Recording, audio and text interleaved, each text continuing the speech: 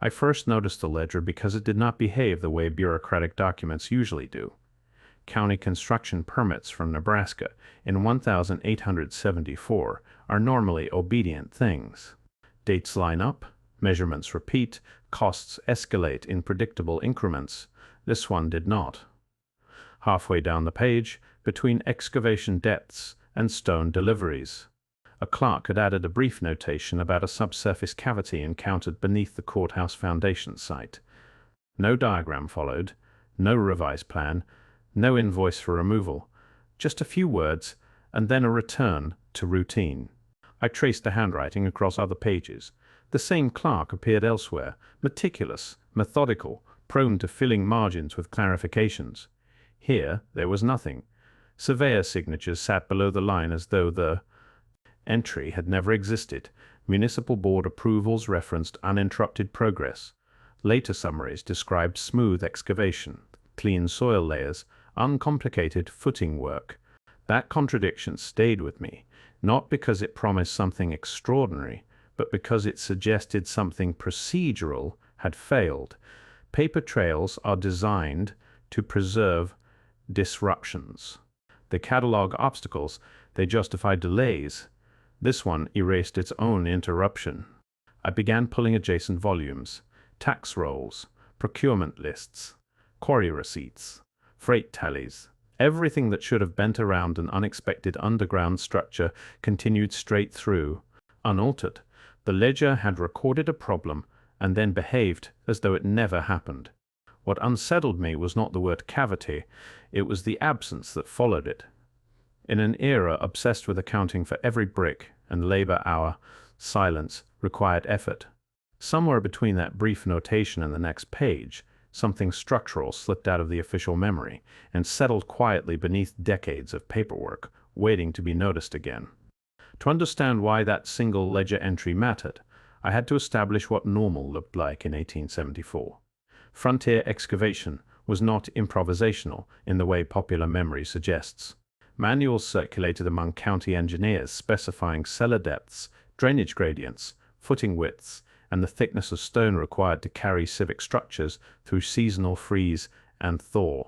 These documents were repetitive by design. Uniformity kept budgets predictable and inspectors satisfied. I assembled them alongside Nebraska records from the same decade. Soil strata were logged in tidy columns. Clay here, loam there. Limestone encountered at consistent depths along river-adjacent sites. Vaults, when they appeared at all, were purpose-built and expensive, listed months in advance, and justified through committee minutes. Against that backdrop, the courthouse notation looked increasingly out of place. Stonemasons appeared only as names tied to payroll sheets. Inspection boards surfaced through stamped approvals. No one deviated, no one revised a schedule, yet the averages refused to cooperate. Recorded labor hours climbed during the same week till the cavity was noted. Without explanation, freight tallies showed stone arriving on site that did not appear in foundation diagrams. The quarry receipts stopped for 3 days and then resumed as though nothing had interrupted supply. Blueprints ended mid-sequence. Replacement plans were never filed. The pattern was subtle, but it repeated across document types. Each system acknowledged strain and then refused to explain it. What unsettled me was not the possibility of error. It was the choreography. Multiple departments adjusted, paused, recalibrated, and then returned to routine, while leaving no narrative behind. Something had forced the machinery of frontier construction to hesitate, and the paper trail had closed ranks around that hesitation. Once the groundwork of typical excavation had been established, a single word in the Nebraska ledger began to exert disproportionate gravity. Bods, clerks in the 19th century, were precise with terminology. They distinguished cellars from cisterns, storage pits from tombs, drainage culverts from reinforced chambers. I traced those distinctions through municipal glossaries, contractor manuals, and procurement catalogs distributed across frontier counties. The vocabulary was consistent. A vault implied intention, planning, reinforcement, expense. It did not describe something encountered by accident. Quarry catalogues from the same decade listed stone blocks rated for burial chambers and secure municipal repositories. Their dimensions exceeded those used for courthouse footings. Mortar formulas called for lime blends resistant to moisture and pressure, mixtures reserved for structures meant to persist underground for generations. Freight tables recorded the weight of such materials, the number of wagons required to transport them, the weeks of labor involved in assembly. None of those costs appeared in Nebraska's budget summaries. Yet arithmetic refused to cooperate with later dismissals. Shipping ledgers showed short-term spikes in heavy stone deliveries routed through the county rail spur. Cost tables included unexplained disbursements that never reached.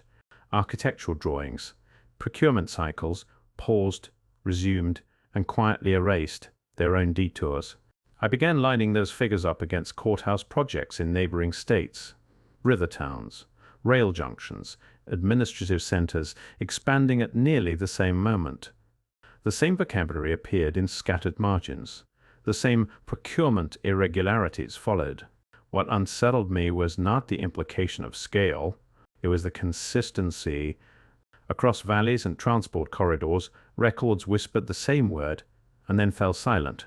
By the time I turned to newspapers, I expected noise. Frontier discoveries had a way of multiplying in print. Editors filled columns with collapsed tunnels, water strikes, unexpected fossils, labor accidents, anything that slowed civic construction. Telegraph offices relayed these fragments outward, in days, sometimes hours. Stories echoed across counties, then states, then disappeared only after weeks of repetition. Nebraska's did not. I located the notice buried in a local weekly. 2 sentences. No illustration, no follow-up edition, no syndicated reprints. The masthead suggested a normal distribution run.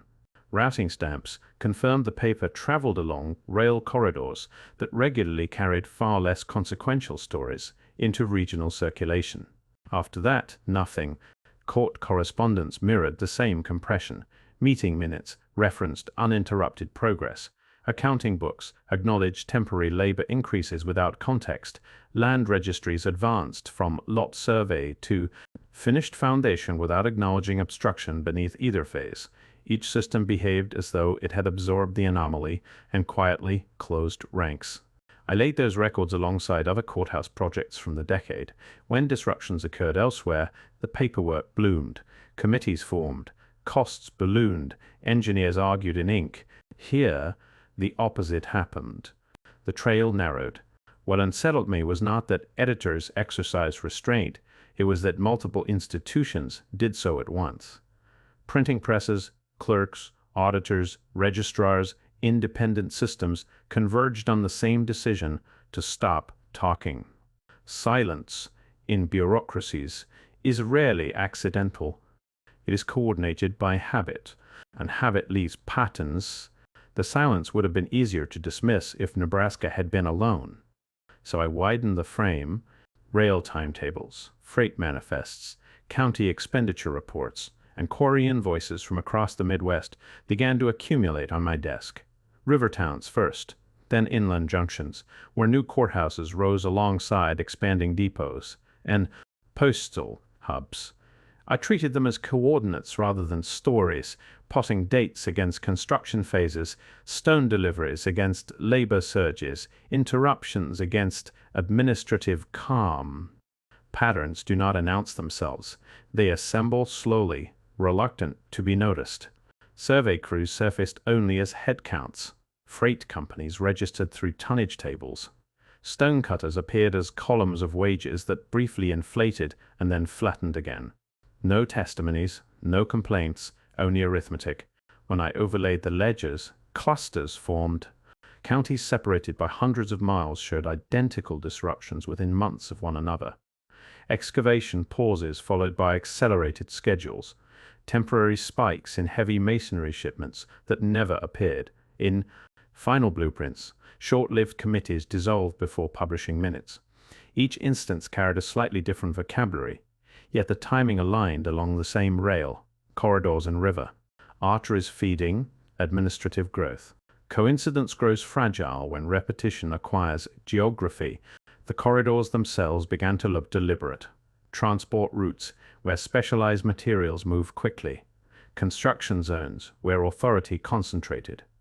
Locations capable of absorbing complications without public friction. I returned to Nebraska with that map in mind. What had once felt anomalous now resembled an early marker in a sequence still unfolding elsewhere. Not a deviation at the edge of development, but one of its first recorded tremors. If that courthouse ledger represented a buried interruption, it was no longer sufficient to ask why it disappeared. The more pressing question had become how often similar interruptions had been absorbed, normalized, and archived into invisibility long before anyone thought to compare notes. With patterns mapped above ground, I turned back to what lay beneath it. A chamber capable of interrupting courthouse construction in the 1870s would not have been trivial. Textbooks from later engineering schools outlined the volumes required to stop foundation crews outright. Reinforced walls thick enough to resist collapse, access points wide enough for men and tools to enter rather than probe with rods, drainage channels to prevent flooding, support arches calculated to carry the weight of soil and masonry. Overhead, those specifications exceeded what frontier counties commissioned for storage pits or culverts. Even municipal vaults built to secure records or currency were smaller, cheaper, and openly recorded months before excavation began. I ran the numbers repeatedly, reducing scale, adjusting soil density, compensating for optimistic labor assumptions. The obstruction remained too large. What unsettled me was not that 19th century builders might encounter something unexpected underground.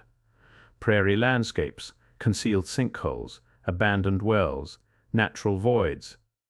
Those left debris trails, wagons hauling spoil, receipts for dumping fees, secondary digs to stabilize compromised ground. Nebraska's records offered none. No soil transport logs, no amended grading contracts, no invoices for infill stone. The courthouse appeared to rise over intact foundations, celebrated in dedication programs that described uninterrupted progress. If something substantial had been removed or sealed, the paperwork should have multiplied. Instead, it vanished. What remained was a procedural vacuum, the kind produced when multiple offices decide that an episode is complete the moment it becomes inconvenient to document. That absence was beginning to feel less like oversight and more like coordination by routine. The first biological traces did not appear where I expected them. They surfaced in ledgers stored miles from courthouse basements, medical registers filed in rural clinics, quarry inventories tracking shipments of limestone and granite, museum accession lists so thin they barely qualified as ARCed collections. None referenced Nebraska directly. What connected them were dates, shipping routes, and marginal annotations that shared the same uneasy restraint I had begun to recognize elsewhere.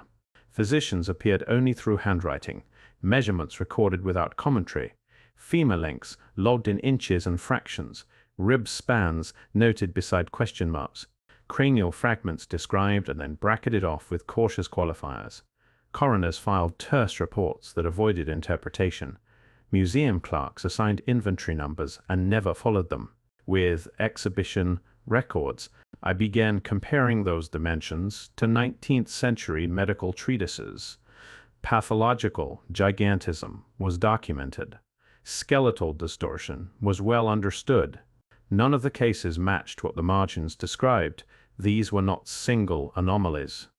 The proportions repeated across different states, different decades, different pans.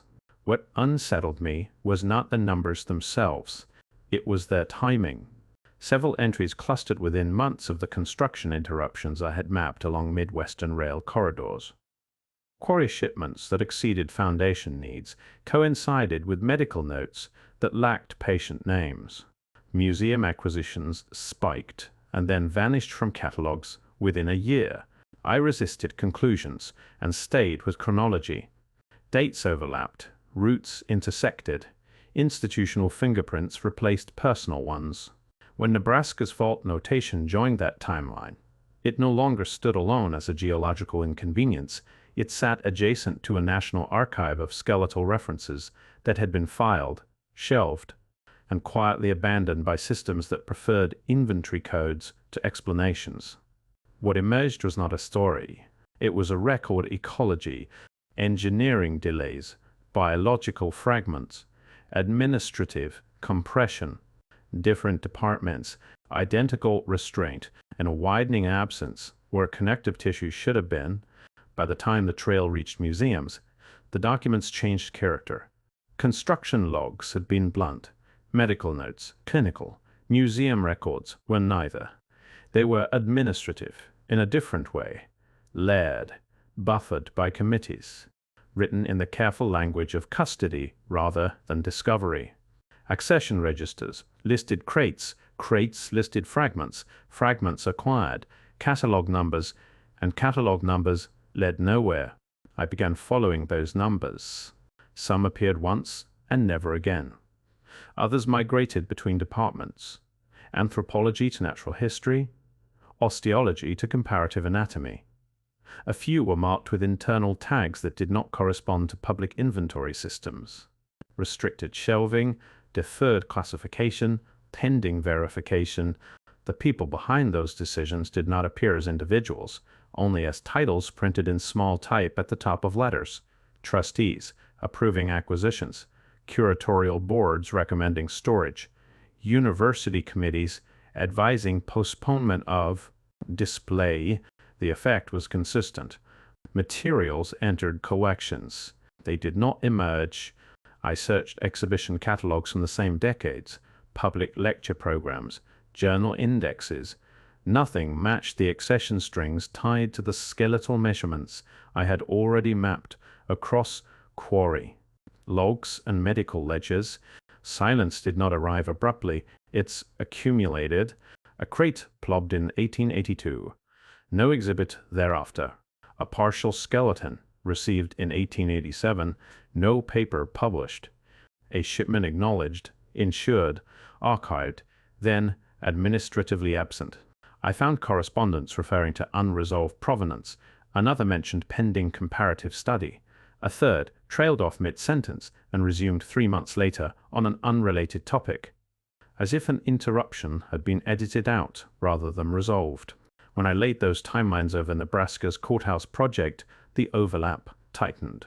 Quarry shipments, biological notes, museum intakes, different institutions, parallel outcomes. I resisted attributing motive. Storage can be mundane. Funding dries up. Scholars retire. Collections overflow. But probability shifts when the same pattern repeats across states, across decades, across separate administrative systems that had no obvious reason to behave identically. What unsettled me was not to disappearance. It was filtration, the slow conversion of material into paperwork, paperwork into shelving codes into forgotten entries that technically remained in existence while functionally exiting historical discourse.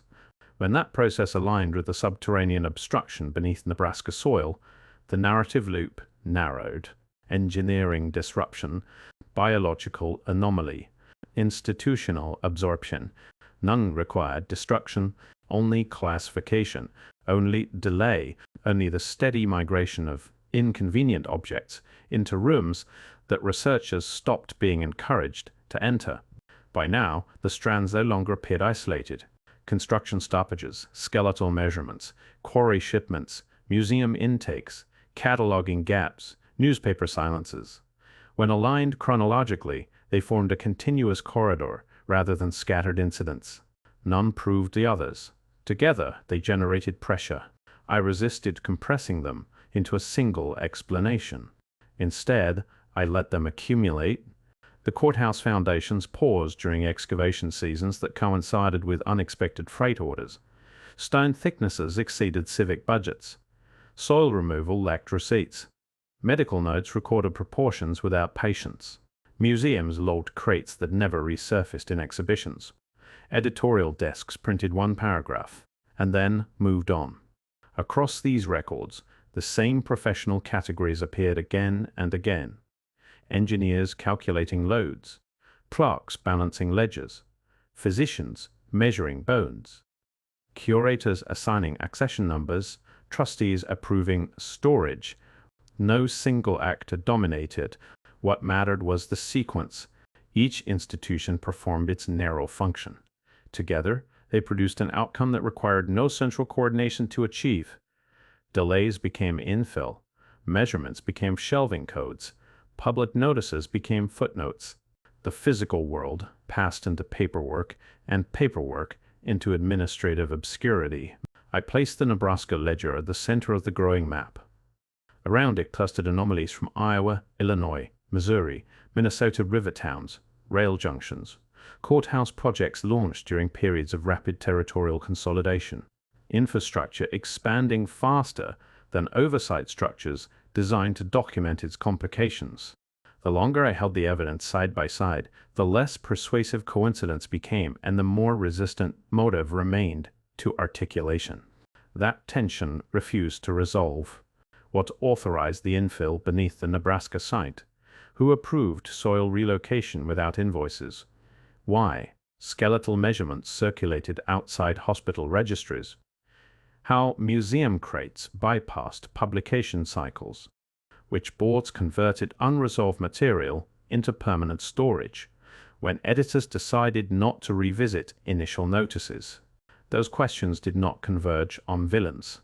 They converged on procedure, on how bureaucracies absorb anomalies by processing them faster than they can be interpreted, on how records fracture across departments until no single office retains the whole story, on how absence becomes cumulative. I reached the edge of what documents could supply, not because the trail was exhausted, because it dispersed. Each archive stopped at a different point. Each ledger handed the anomaly to another system. Each institution preserved fragments while ensuring that no one remained responsible for their synthesis.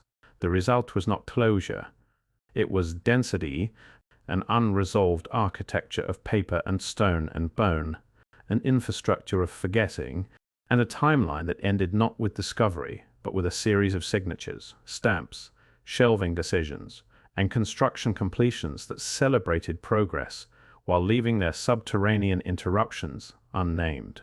What remained was not a conclusion. It was a structure built from gaps, and the recognition that whatever lay beneath Nebraska's soil in 1874 did not vanish. It was processed. By the end of the record search, nothing dramatic surfaced. No confession, no buried memorandum explaining what had been found beneath Nebraska soil in 1874. What remained were the same objects I had started with, now arranged into an architecture of repetition. The ledger entry that refused elaboration. The term vault written where cellar usually appeared. Freight invoices heavier than frontier budgets required. Soil that vanished without receipts. Skeletal measurements circulating outside hospital registries. Museum crates that entered collections and never emerged into. Scholarship, newspaper notices printed once and abandoned. Placed separately, each could be dismissed. Placed together, they refused to dissolve. I read the ledger again. I reread the query tables. I traced the museum accession numbers one more time, knowing where they would end. The documents did not contradict each other. They stopped. That was the feature I could not eliminate. Every institutional system performed its role and then passed the anomaly onward. Construction crews excavated and filled. Clerks recorded and filed. Physicians measured and forwarded. Curators catalogued and shelved. Editors printed and moved on. No single office retained the entire narrative long enough for interpretation. The people themselves never emerged from the paperwork. Only titles, committees, boards, departments. Their anonymity was not suspicious in isolation. It was administrative. In accumulation, it became structural. What had been encountered beneath Nebraska was absorbed by systems designed to stabilize disruption, not interrogate it. Engineering processes prioritized completion. Medical registries prioritized classification. Museums prioritized storage, newspapers prioritized brevity. Each step reduced complexity, not by force, by function. The result was a void, shaped exactly like a discovery. I resisted offering conclusions because the documents resisted them first. There was no final page, no termination report, no closing stamp. Only the slow thinning of detail as the trail moved from soil into paperwork, from paperwork into shelving, from shelving into institutional memory that no longer pointed back toward its origin. Nebraska did not feel like an anomaly anymore. It felt like an aperture, a place where multiple systems briefly intersected before resuming their ordinary operations. If something substantial had been uncovered there, the archive suggested it was not destroyed. It was processed, filed, distributed, left without a single custodian. That is where the record ends, not with denial, with diffusion, with gaps preserved so evenly across departments that no one archive retains enough to reconstruct what interrupted construction crews in 1874. What remains is the pattern and the knowledge that it persists only because those systems succeeded at what they were built to do: move forward, stabilize, complete, and leave behind just enough paper to suggest that something below the courthouse foundation did not belong to the surface world above it.